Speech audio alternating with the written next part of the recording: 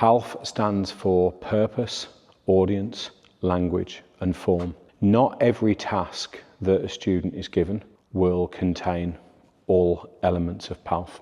Most questions will provide the student with a purpose to the writings. The student will be asked maybe to argue, to persuade, to explain, inform, to advise. Some purposes have to be inferred. So if a student is asked to write a story, then the purpose has to be inferred as to entertain. It will never say, write a story to entertain the reader, but we can infer that the purpose of that form of story is to entertain the reader. It's really important to identify the purpose before starting, which is why it's in W1, because the purpose really dictates everything. It's your intention, it's your job, it's what you're trying to do. So identifying the purpose within the keywords is absolutely essential.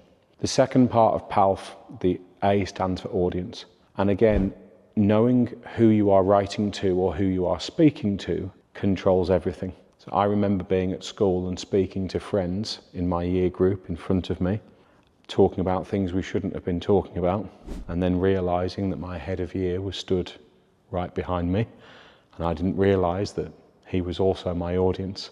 So my language was inappropriate.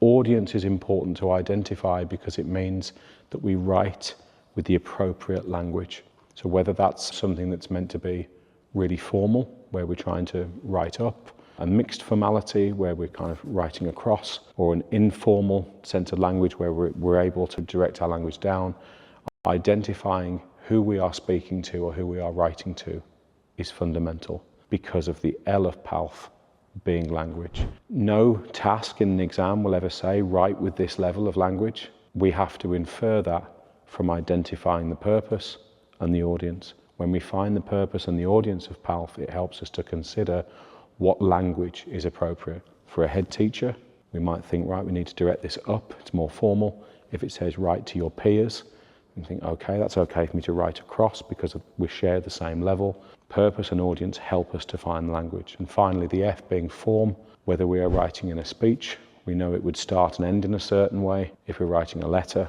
it would start and end in a certain way, maybe an article. So identifying the form really helps us to consider, structurally at least, how something would begin and how it would end, even if the paragraphs in the middle are the same form of a text. Really helps us to consider how to introduce them and to conclude.